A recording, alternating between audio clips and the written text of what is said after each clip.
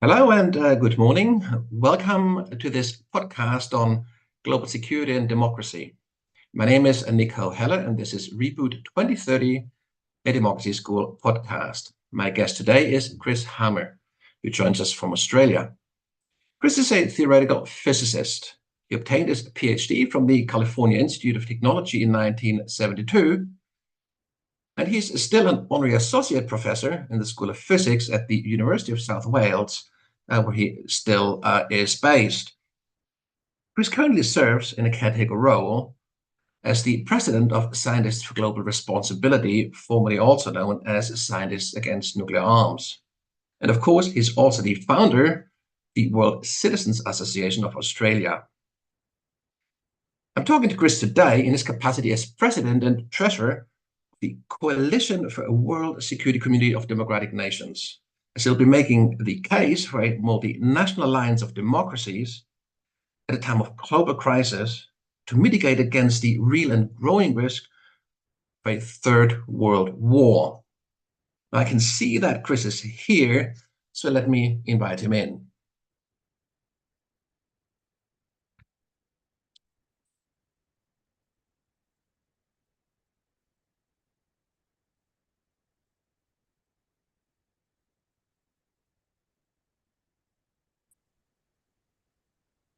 Chris, good evening. Hi there, Nico. How are you? Good to see you. Good to see you. This time, everything seems to be working fine, except, of course, I had the wrong thumbnail image. So I hope whoever is watching on YouTube didn't get too confused. It is indeed Chris Hammer I'm talking to today. So, Chris, welcome. I'm glad you're here. Chris, you've long been active as a democracy activist, and not so much at the local or national, but indeed at the global level. You're also a kind of a passionate federalist, and indeed the co-founder of a coalition for a world security of community, a world security community of democratic nations. Now that's a mouthful. Now, Chris, could you just start off maybe by telling us what this coalition of a world security community of democratic nations actually is, where it came from, when it was founded, so that we get a sense of where you're coming from? Fine, yes. Thanks, Nico, for giving me the opportunity to speak again. We were started in 2018 at a meeting of the Global Challenges Foundation in Stockholm. The Global Challenges Foundation was founded by a philanthropist named Laszlo Szombat-Falvy, and, pardon me if I refer to this, it was dedicated to raising awareness of global catastrophic risks and strengthening global governance to address them.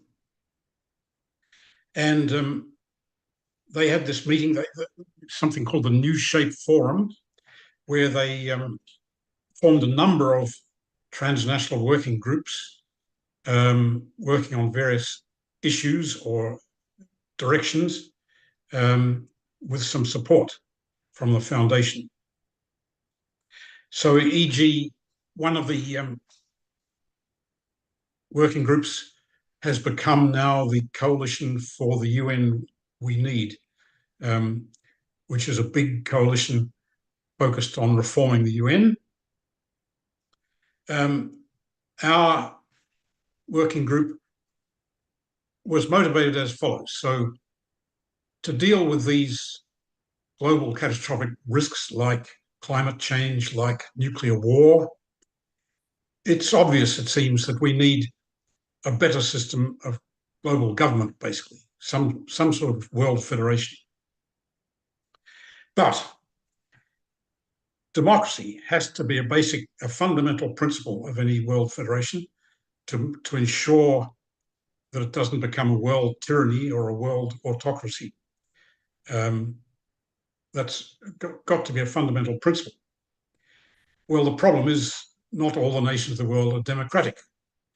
So basically, a world federation is out of the question just now.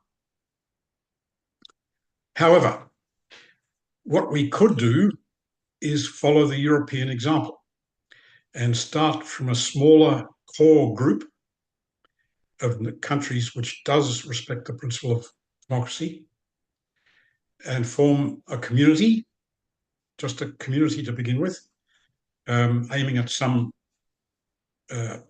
target aim, and look for so this is like the European coal and steel community, if you know that. So the idea is just if we get a start, then that might grow, add new members, and evolve through new treaties over decades. And hopefully, in a number of decades, it might indeed result in first a union of democracies and secondly, a democratic world federation. So that's the basic strategy, if you like. Now, what sort of community should it be? A coal and steel community doesn't make much sense on the world stage. And globalization has meant that trade is wasn't such an issue. But a major issue is security at the moment, with the struggle going on between democracy and autocracy in the world. So we thought, why don't we aim for a world security community, organized as a community on the European pattern, but basically forming an alliance of democracies. So that's our aim. Chris, can I just interject you for 1 second? This is a really interesting idea. But when I listen to this as as an ordinary person without any kind of global experience, to me this sounds like something that's for other people. In a sense that it's a kind of a bit of a stretch, I think, for most people to think that they could get involved in a coalition or in a movement that is actually global and that is actually setting itself up to make a difference at the global level. Given that most countries, most nations most governments feel that at the global level they have got very little control, because it tends to be a kind of a survival of the fittest, a kind of a winner takes all, a zero-sum game. Although we do have international laws, they are often being bent to whatever in definitions suit people best. So there's a sort of a sense that it's hard enough to have a say and to have an influence and impact at the local or national level as an ordinary citizen. But at the global level, it's a bit of a stretch. So how do you approach this, just to kind of get a sense so that our listeners get a better sense of whether this might be something for them to get involved? So why do you think it is worth your time as a normal citizen of Australia to get involved in something so big? Right. Well, it's awfully difficult, as you say. Just any civil society organization has no influence on very little influence at the higher levels of government. But what can we do? We have to do the best we can. I've believed, I guess, in world federation as long as I can remember, since I was a teenager. But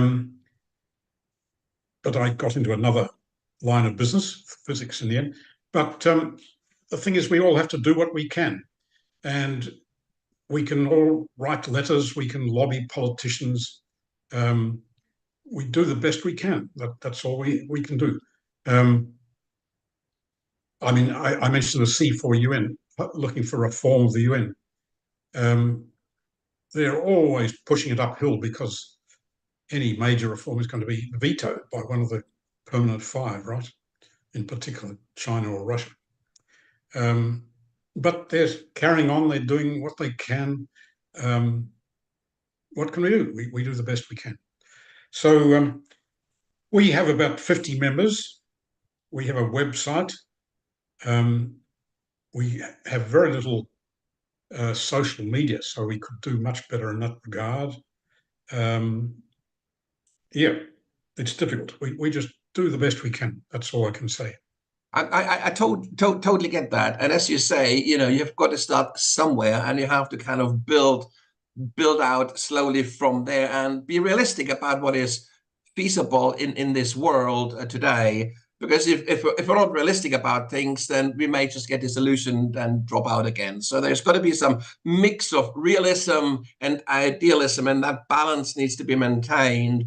Otherwise, we're going to run out of steam, I believe, quite quickly, because we feel, oh, well, this isn't happening quickly enough. But of course, over the period, I mean, the coalition for a world community of democratic nations, it's like an association. It is a group of people who have agendas, and they have meetings, and there is, even though progress on the global stage seems to be negligible, and some would say kind of obviously even sort of like going back, but within your organization there can be a sense of progress because you're doing stuff, aren't you? So looking back, what were the sort of the principal milestones, since you started as a coalition? Has there been some kind of sort of points in your history as an organization that you think that were kind of formative or important for your development? Yes, I can give you some milestones. So we formed sort of round a table, a working group in Stockholm, and we were given a bit of seed funding by the Global Challenges Foundation, and they supported us to give a presentation at the Paris Peace Forum the following year in 2019. Unfortunately, they've favoured other groups rather than us since then, but still, they gave us a start. Then in succeeding years, we've met face-to-face, some of us, a few of us, at the Copenhagen Democracy Summit, run by the Alliance of Democracies Foundation, who have a similar, well, simpler aim, I suppose. They just want to form a global alliance of democracies. Their founder is Anders Fogh Rasmussen, who's a former Secretary General of NATO, a former Prime Minister of Denmark, etc. And they have these yearly meetings. We go along and listen and speak when we can, and meet. That's basically the only time we meet face to face, because our members span Australia, Europe, America, ... We were adopted formally as a transnational working group of the World Federalist Movement, the WFM-IGP, also in 2021. We had a joint podcast with the Alliance of Democracies Foundation in the same year on the subject of how to unite the world's democratic forces, at which our co-chair Didier Jacobs spoke. And since then, well, for the last year, I've been trying to get the executive director of the Alliance of Democracies Foundation, Jonas Perello Plesner, out to Australia, but unfortunately he's kept postponing his visit, so we're still trying that. Those are the main highlights. I think, to be frank, we've leveled off somewhat, but we're still trying. And you're about to ask me about one direction we're looking at present. That's right. That's right. That's right. I mean, it's interesting, at times of crisis, a crisis of democracy, but also economic crisis, and indeed military conflict. Often what is needed most is available least. There's a sort of a strange paradox here. At the times when we need democracy most, it's hardest to actually kind of mobilize around it, because often, especially also again at the moment, there is sort of a sense of sort of a loss of faith in democracy's ability to solve problems, and what people are then looking for is a strong hand, a kind of authoritarian approach that will solve these problems for us.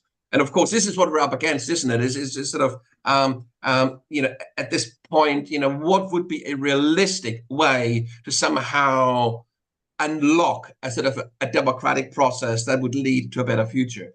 And it's a difficult place. It's a difficult starting point because of the times we lived through, and the world leaders we're basically, we're left with. We haven't a choice. We have to deal. We have to engage with the people that are there, and if they don't want to engage, or if their agenda differs fundamentally from ours, then that's tough luck. I mean, it's difficult. But there is clearly an idea that's been, has refused to die. Let me put it this way, and it's kind of popped up, in different fora and different forms.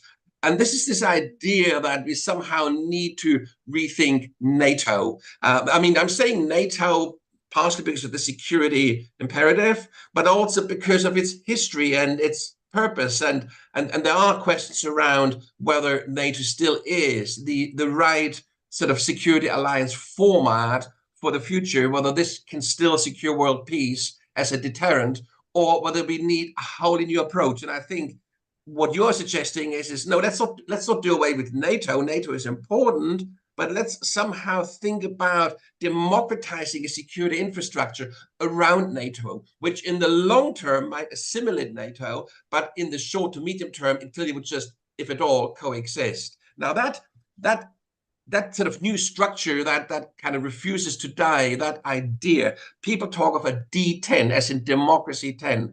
And I guess what they mean by that, and you will kind of tell me a lot more about it, but my understanding is that the idea is to bring together kind of the major democracies of this world as a starting point for something bigger.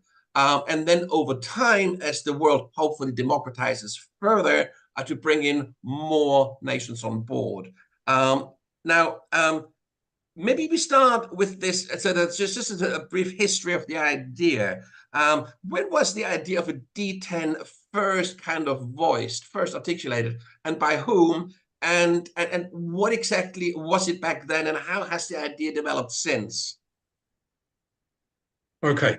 Can you tell me to get back to that? I just like to reinforce what you said about the present situation.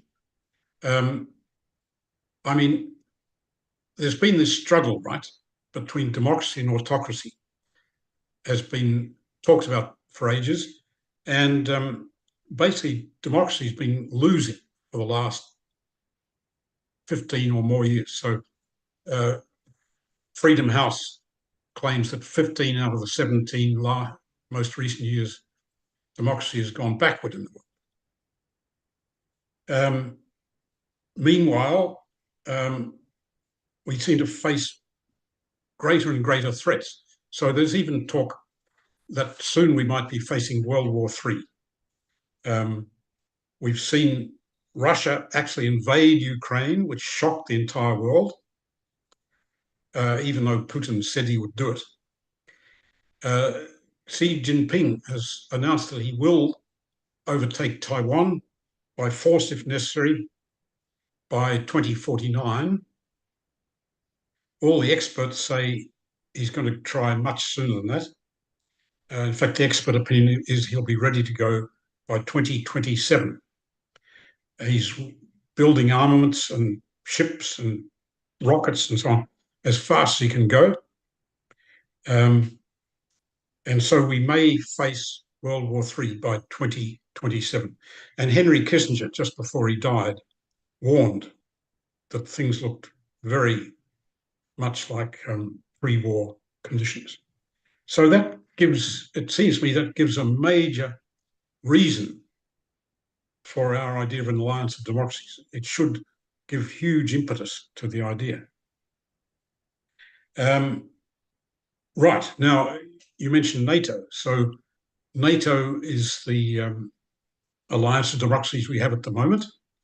It's the obvious way to go, but it's pretty large. It's 28 members, is it? Or coming on for 30 members. I think Jens Stoltenberg proposed in 2021 that it should be extended to the Indo-Pacific. But I believe that was knocked on the head immediately by France and Germany, who said it should be, they should concentrate on their knitting in Europe. And if raised again there's a very good chance that the idea would be vetoed by some other members of the alliance, e.g. Hungary. So in my idea, or in my view, it's a bit too large to start with. I mean, it would be great if it did go this way, and as I say, Jens Stoltenberg seems in favor of the idea, but it's very, very difficult. So again, if we follow the European example, we should start with a smaller group. Europe was just the original 6. Here we're proposing the D10, as you say. The D10, where are we? Oh yes, I forgot to mention a major point. So I go back one moment. I think everybody has agreed that a world war, possibly started by China invading Taiwan, would be an absolute disaster and might lead to nuclear war. It could lead to sending the planet back to the Stone Age. So we need to do everything we can, everything we possibly can, to deter China, dissuade China from doing it. So again, forming the most powerful possible alliance of democracies would seem to be the best way of deterring China. Okay, so I mentioned the NATO route. An alternative is this D10. So I believe it was first raised in the US as I forget exactly the details, but some sort of security proposal back about 2014, 2011. I'm sorry, I haven't got the date in my head. It's been pushed by people in the Atlantic Council. Ash Jane has been a major proponent. Matthew Kroenig, who's the director of the Scowcroft Centre, is also a proponent. Right, so that the D10 would consist of the G7 plus 2 or 3 members from the Indo-Pacific. So it would then become a global, I mean, the G7 is the Euro-Atlantic area again. If you extend it to the D10 by adding Australia, South Korea, and possibly India, if they want to join, it would extend itself to the Indo-Pacific and become a global grouping. It's not yet an alliance, but they are very concerned about security, as naturally would be the case. And so they could easily decide they would like to form a security community or an alliance and get things started. Okay, so at the moment, obviously the role of the G7 is, a purely economic one. It's an economic alliance to in a way to harmonize, I believe, trade and between those countries and extend it out from that on a global stage. But moving from it being purely an economic alliance to becoming a security alliance obviously would require sort of a new governance structure, wouldn't it? I mean, you would have to, in a way, for starters, you would have to democratize it. And because at the moment, I believe the G7 doesn't have a democratic governance structure of any sort. Are there any thoughts on that, on how you would turn what is essentially just a club of rich countries into an alliance of democracies? I mean, it's quite a shift, no? Yes. I mean, ideally, one would like to say the G7 would agree or determine that they were going to extend to the Indo-Pacific, number one. And 2, following the European pattern again, they should set up a commission to draft a treaty to form a security community or an alliance. The community should include a parliamentary assembly and a court, which would be the nuclei of an eventual legal system and democratic system. I mean, originally the Parliamentary Assembly would just be nominated members from the various home parliaments. So again, Europe has set the pattern. We just ideally would just follow that. But first, we need their agreement to extend themselves. So the next summit of the G7 is due to occur in Italy in June. And we're just trying to get this idea on the agenda of extending it to a D10. And so we'll be sending out letters and what literature we can, just trying to persuade people to discuss it there, to put it on the agenda. At the moment, Chris, there are two Gs, aren't there? There's a G7, but there's also a G20. And of course, the G20 isn't just, like a larger G7. It's a separate organization that I believe also includes the G7, but it operates on a different basis from the G7. They're separate clubs. Now, when you talk about a D10 as a sort of an extended G7, are you talking about then the G7 disappearing entirely and being replaced by a D10? Or are you talking about, a bit like the way when they brought in the G20, that the G7 would carry on as G7, but there would then also be a G10, if you get what I'm saying? Yes, I get the idea. I think it would basically be up to them, but yes, I would like to see it morph, change into a D10, and it could, it could be a very convenient forum, not only for defending each other, but also for discussing action on other issues like climate change, how they would cooperate on the issue of climate change. And you're right. I mean, they're basically an economic group at the moment, but well, I'm no economist, but I think the major issue at the moment is security rather than economics. Anyway, yeah. Yeah. So you're going to, well, what are the members? The members at the moment in the G7 are the North American members, Canada and the US, and then the European members, Germany, Italy, France, have I missed one? And Japan, who, mind you, is already in the Indo-Pacific, plus the EU these days. I think that EU has 2 seats or something on the G7. So those are the present members. As I say, we'd just like to see them extend to Australia and South Korea, which would, form a closer alliance in the Indo-Pacific, a bigger alliance in the Indo-Pacific, hopefully deterring China from any funny business over Taiwan. I get that, but of course the G7 in its current form isn't a deterrent at all.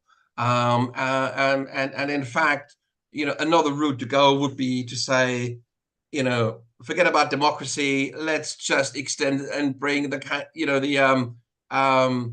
emerging economies like China, India, Brazil, South Africa into the kind of economic world community and stabilize that way. Because of course, wasn't that the idea originally with the EU, that you would kind of create economic interdependency to an extent that wars would no longer be economically viable and thus would no longer happen? Wasn't that the kind of the coal and steel community? And wasn't that the approach, that you would kind of create a highly integrated economy, and that would make it almost impossible to fight each other? And of course, wouldn't that be another way to go rather than to go the democratic route, to go the economic route in the way the EU has done? Well, that's the example we're looking at. But, it seems to me globalization has already introduced free trade. We've regressed from that, but we virtually had free trade some years ago. Donald Trump and company have sort of pulled us back a bit from that. But I don't know if there's much more to do there. Europe did show the example of solidarity. They had this principle of solidarity. So they invited new members and they allocated, Germany in particular, allocated new funds to bring the new members up to speed with the other members economically. So I'd like to see that happen with the D10 also. So it should be open to new members, but it just would be a starting point, an easier starting point, it seems to me, than NATO. Absolutely. I mean, going back to the European model, of course, at the core of the European model, of course, there were two concepts: the kind of the internal market and the customs union. And within those two concepts was like a third, and that third concept was of major benefit to the citizens of Europe, and they were kind of called the four freedoms. Freedoms. The freedom of movement for laborers, people can move around freely in Europe without a visa or whatever, can work wherever they want. Freedom of capital, and so on. And these freedoms meant, like a high level of integration. And of course, people would get to know each other. They would, Europe would become much more integrated, sort of socially and also politically. And then, of course, the final big step there was a joint currency, the euro. Once you share a currency, it's very difficult to have a war, isn't it? Because so it wasn't just free trade, because of course the free trade, there isn't any free movement. I mean, like imagine every Indian person or whatever, or any African person would be allowed to freely travel to Australia or freely travel to Europe. That ain't going to happen. And so the actual benefits of the European Union that actually sold it to Europeans were the freedoms that came with that integration. And of course, with the D10, the question is what would be the tangible benefits to security? Is of course a big benefit, but in the absence of its opposite, in the absence of war, it's quite an abstract benefit. It's not something that I can actually action in the same way I can action the freedom to travel or the freedom to work anywhere where I want to work, or the freedom to set up a business, anywhere, and so on and so forth. So those freedoms, or to move money around, and so on and so forth. So those freedoms that Europeans enjoy within the the customs unit, the customs union and the single market, they really kind of brought Europe together and made it very difficult, and will make it very difficult to split it apart, even though those centrifugal forces are now very much at play. But so the question is what would be the glue that holds together a G10? Okay. Well, once again, the European example is great. So, the plot has succeeded. So war within Europe is basically out of the question now.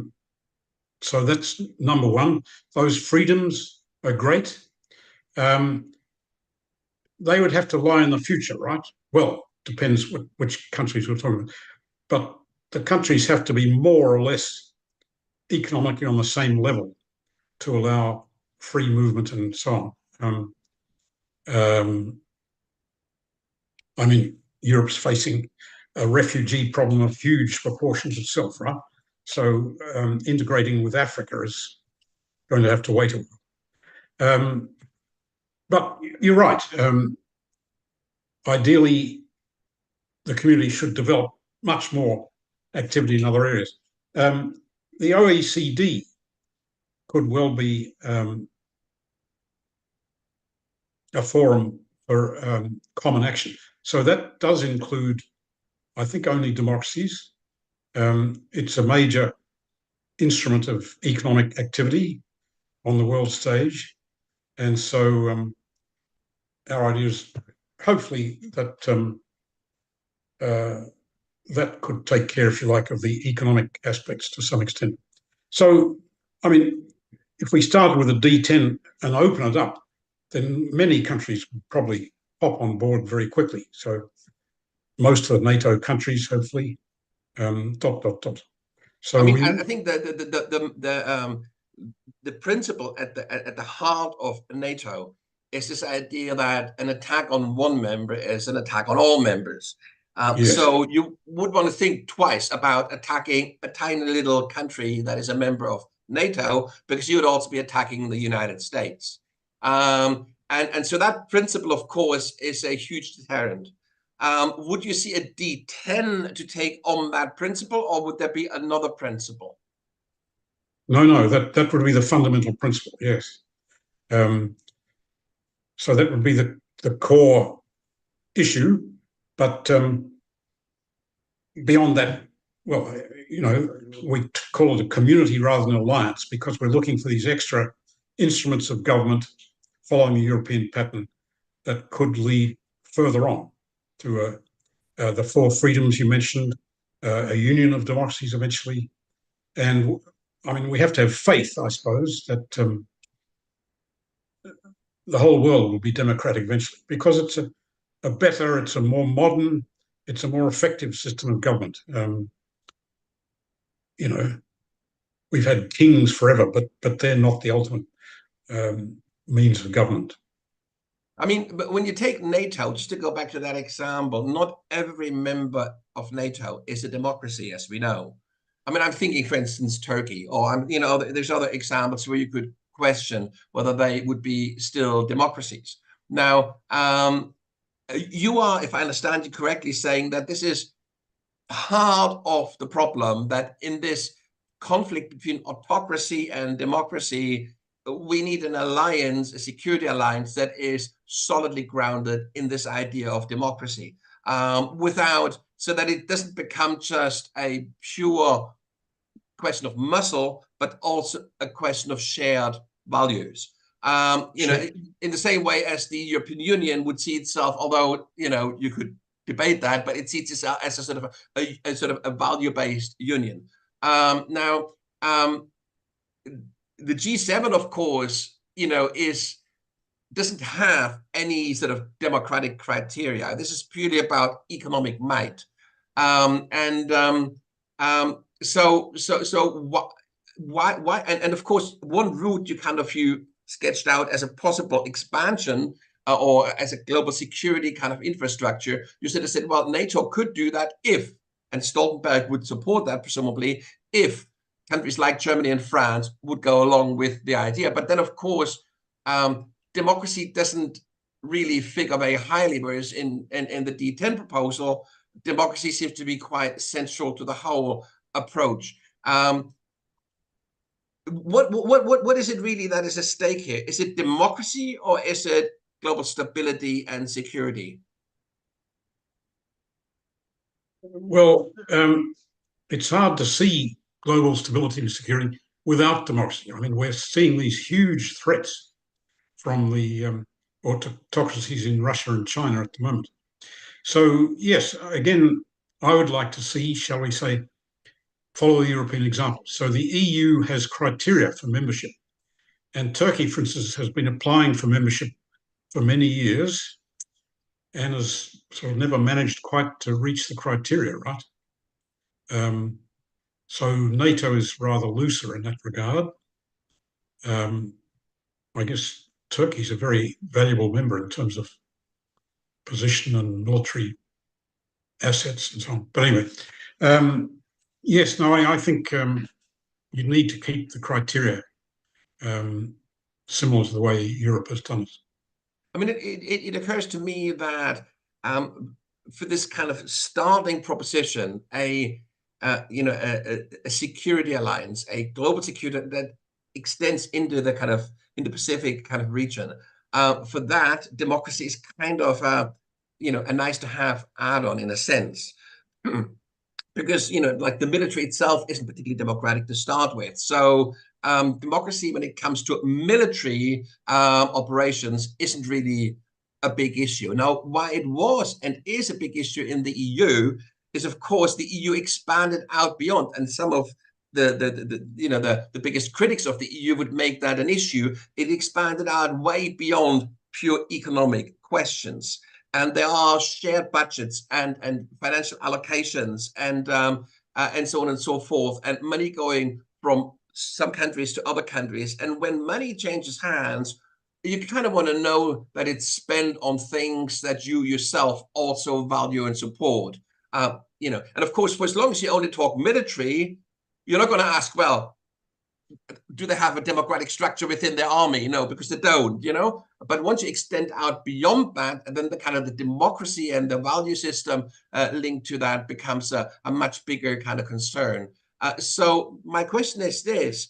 A G7 expanding to a D10, of course, it starts as an economic alliance and it will go from there. And again, like, there's not much democratic about business. I mean, most businesses aren't. And the same would go for military. Indeed, they share a lot of the jargon and a lot of the kind of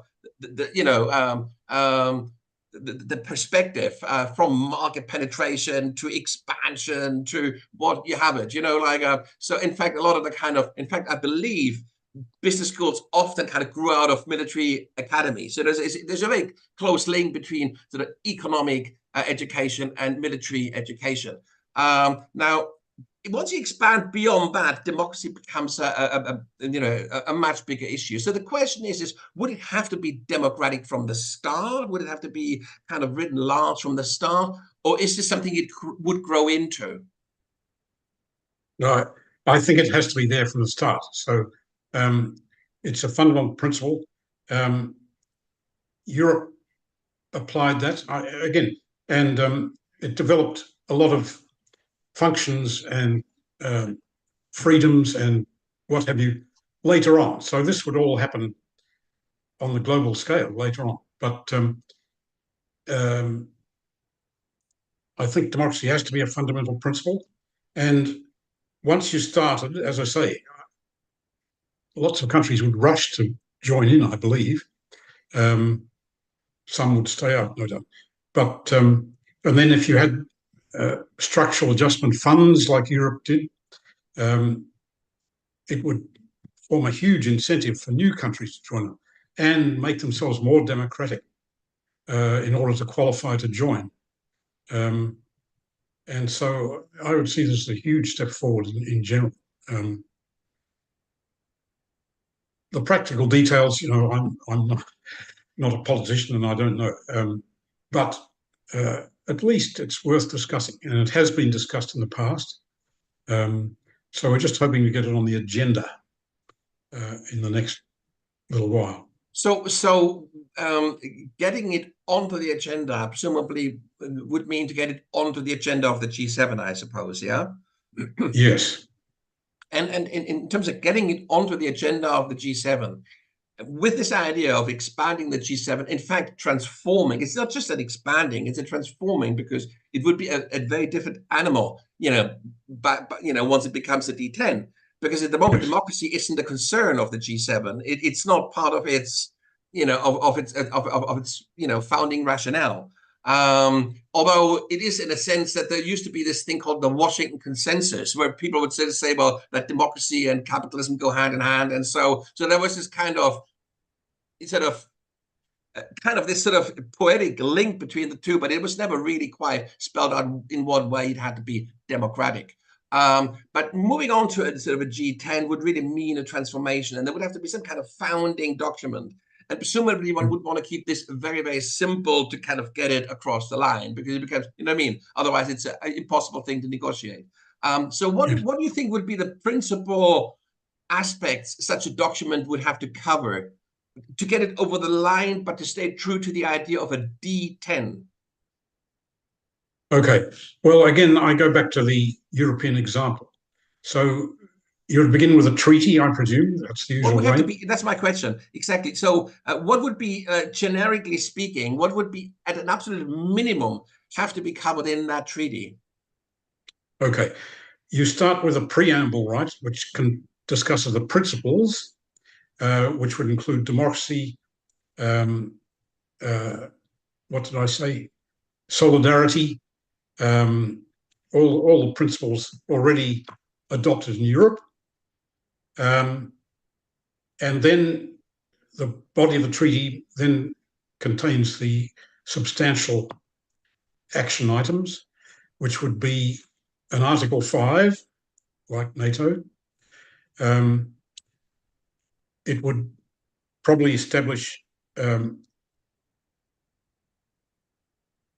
organs of government, such as a Supreme Council, consisting of regular meetings of the heads of state, a commission consisting of sort of cabinet ministers looking after the actual day-to-day activities. As I say, a parliamentary assembly, which to start with would just be nominated members of the national parliaments, and a court set up to adjudicate any disputes between the members. Probably have nothing to do to start with, but it would be the core, the nucleus, if you like, of a proper legal system one day. And what have I forgotten? Anything major left in Europe? But though I think those were there right from the beginning in the ECSC, and they should be in the founding treaty of hoped for D10. Okay, that makes perfect sense. And of course, you could sort of, in a way, kind of water this down to quite an extent, and you could talk about future commitments to this or future commitments to that, just to get it over the line. It's a bit like the euro.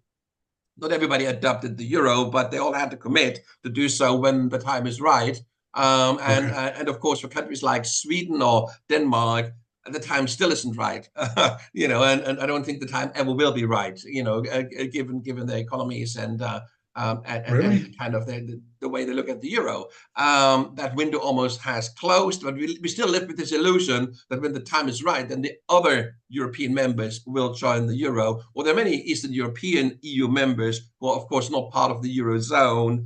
And some of them may well like to join, but the risk of destabilization is so large that, again, it's not really quite clear whether they ever will. So in a way, you could see a sort of a treaty that has these kinds of provisions, to kick, certain hard decisions into the long grass. And the question just, of course, would be, how far could you take this without actually losing sight of the project?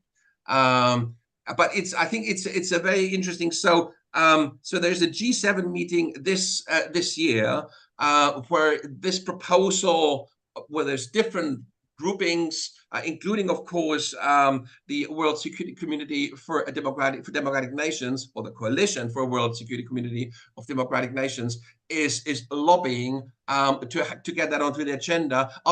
Do you have allies in this process? Are there people within the G7 that would actively support that proposal?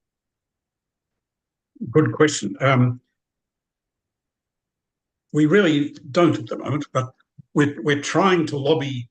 For instance, I said Ash Jane, a couple of people at the Atlantic Council.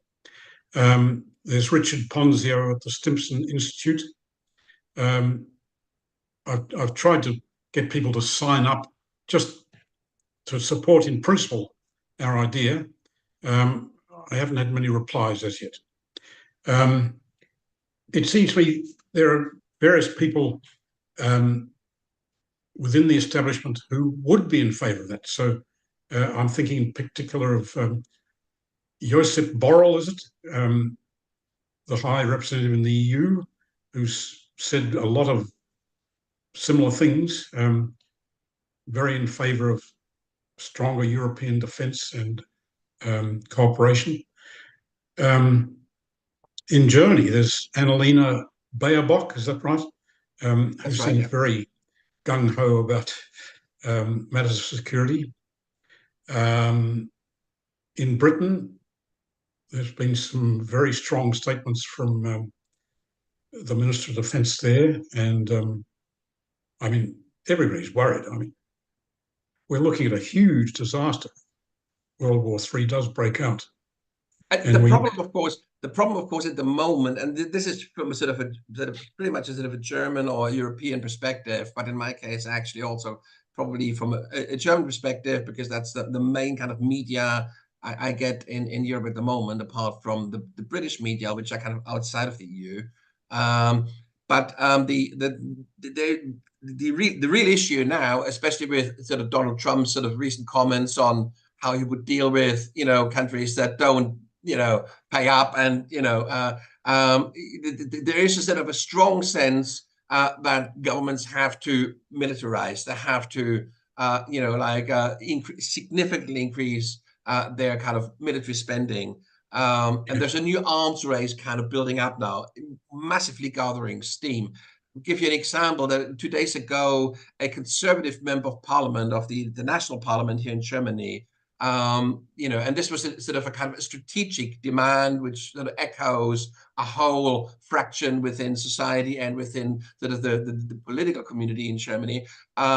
Basically, Germany had set aside 100 billion, as a sort of a special fund to upgrade its army, because it had for years and years and years relied entirely on the US, and there's a recognition that they have to really catch up. Now, and they also have committed to increase the annual spending, and the idea is to reach eventually the 2% of GDP. But now this kind of demand comes not to go for 100 billion, but listen to this, for 300 billion. In addition to the 100 billion. So we're not talking 400 billion. This is for a country of 80 million people. So we're not talking, we're not talking Russia or China or the US here. We're talking about a significantly smaller country in terms of population size. And this is a massive, this is a quantum leap in terms of sort of military thinking. And there's all this talk about we have to become war ready. We have to become ready for war. The Swedish prime minister, I believe, was the prime minister, together with his kind of like head of the army some time ago, and it was a populist statement, and people got quite annoyed in Sweden, especially on the liberal left, got quite annoyed about it. But they made this statement that the Swedes should stock up on essentials so they're ready for an invasion and ready for war. And of course, people went panic shopping, and you can imagine what would happen as a result. Really? So this is the kind of the atmosphere. The atmosphere is very much sort of saber rattling. It's very much kind of increasing significantly military spend, and with that comes sort of an inward turn. People look much more at their own military rather than alliances. For example, it would make much more sense for Germany, rather than spend even 100 billion, never mind 300 or 400 billion, rather than spending that on itself, but to spend it on the European Defense Force, to actually kind of begin to do that. And then, of course, that may well be a bargaining chip with France, so that France would say, well, then, okay, we make our nuclear arsenal, put it at disposal of the EU. And you could then see how, from a very much a sort of a nationalistic, a fragmented, sort of like a security architecture in Europe, a European architecture could emerge. But that we're far from that. That does not seem to be happening at the moment. And of course, this is all really playing to the hands of, Mr. Putin, who really does like that, like that kind of way of thinking a lot. So anyway, so we're up against a huge problem here. A kind of it's almost we're going against the current. We're going against the kind of against the times. The times are very much pointed towards militarization, and as you say, there is a serious risk, a fear of a third world war, and it is not just scaremongering. There are so many. You mentioned two, potential conflicts that could escalate. Europe, with the Ukraine and Russia, that could escalate quite easily if Ukraine, especially if Ukraine loses that war. Then, of course, there's kind of China and Taiwan, but then, of course, there's the Middle East, which is a huge mess, and is really kind of already escalating in a way that we don't know at what point we reach a tipping point where that's just going to blow up the whole region. And that's not to mention Pakistan, the way it kind of has started to really kind of enter into hostile conflict with Iran, or indeed with India. And you can go on and on and on, where we have these conflicts all around. And as you say, this is a kind of, it feels very much for a lot of people like a pre-war period. And of course, when you look at pre-war periods, that's when people close down. That's when the shutters go down. That's when people become suspicious and distrustful, when society is polarized and fragment. It's in post-war periods, the kind of the period I grew up in Europe, post-war Europe, that it made possible the UN, all the kind of multilateral organizations. That was a post-war. The catastrophe was behind us. Now people see that there's a catastrophe ahead of us, and that changes mindsets and makes it very, very difficult, of course, to somehow turn this around. So I'm absolutely in support of what you're trying to do. and I hugely admire your kind of pig-headed optimism in the face, because of course you know yourself how impossible a fight that is. But I think it's that radical optimism, that pig-headed optimism that we need if we want to kind of put up any kind of resistance, any alternative to the status quo and the current development. You said that the coalition for a world security community of democratic nations is kind of stagnated a little bit. That is a huge pity, but it's understandable because it is such a slog. It's such a difficult development with such long time horizons. But from what I'm understanding, you're far from giving up. You want to use 2024 this year to revitalize the coalition and to kind of set it off on that new course, sort of fighting for a D10. You are also looking for new members, I believe. So maybe you can tell me a little bit more about, just in the remaining few minutes we have, what you've planned for this year, and of course also maybe say a little bit about if there was anybody out there interested in joining your coalition, how they could get in touch with you and what kind of support you would be looking for and what kind of thing they would be helping you with. All right. Thank you, Nico. That's very good. And well, I hope I can live up to that introduction. Well, I think the main thing is we have a website. If you look up World Security Community, I believe you'd find the website, worldsecuritycommunity.com or org. I'm afraid I forget which one. You can get in touch with us through that. That's well maintained by Alan Luke and his men. What can you do? Well, I'd say you can help us lobby your own politicians.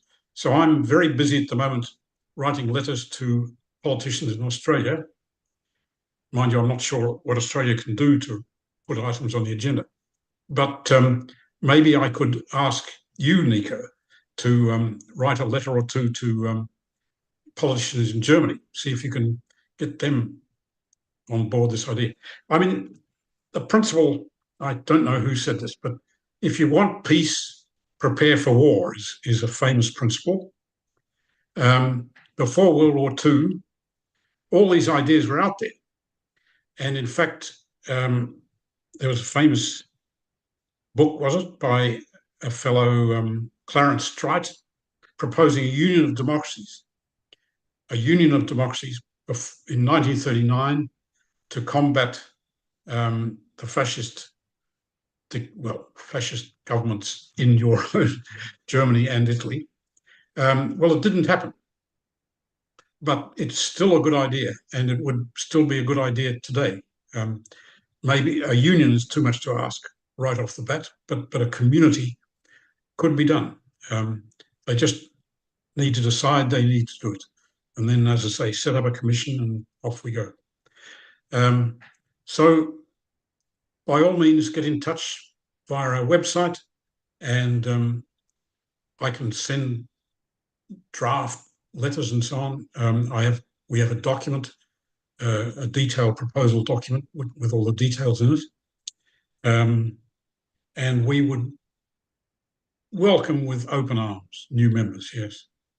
And of course, it's probably worth mentioning that although you yourself personally you're based in Australia, the coalition is a global network of people. So if people are based, say, in the US or Canada or Europe, there will be people in their own time zone that they can engage with, communicate with, and sort of network with. So they don't have to. It's not Australia centric in any way.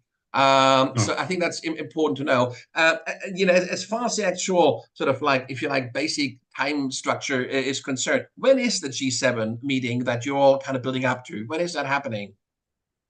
Middle of June, I think, in I've forgotten, some small town in Italy, but 13th to 15th, something like that. I believe they have discussions beforehand. So the trade ministers, for instance, and probably the agenda is set well before the summit meeting. So it's a matter of urgency, if you like, to try and get it willy-nilly on the agenda. So I've been writing right now letters to our local politicians just to, let them know, see if they have any advice, see if they might be willing to do something. It should be a bipartisan thing, so I'm talking to both sides of politics here. And I hope I can sign up some of our members elsewhere to do similar things. Excellent, Chris. This is really it's a really worthwhile thing to do. Of course, nobody expects a big breakthrough at that G7, but it's small steps, isn't it? And if people really put in a bit of effort now, so that it moves up the agenda, even if it doesn't become a major agenda item in June, it all is a step in the right direction. So I can really only encourage people to get in touch with you through your website. And I wish you really all the best, a good 2024. Let's hope that this is a year where democracy kind of starts fighting back on the global stage. And I wish you personally a really good year too. So hopefully, maybe in a year's time, we're going to catch up and see how the coalition is doing, whether you've made a step forward or a step backward, or maybe talk about a new strategy of how to approach this differently if we have to. But please do carry on. I think you're doing a great job, and I'm really grateful for all the things you guys do. So thank you. And as I said, I hope to speak to you again in about a year's time. Thank you, Nico. Great. You're doing a great job yourself. And so, yes, keep it up. I will indeed. And we will stay in touch. Chris, have a good one, yeah? Right. All the best. Bye-bye.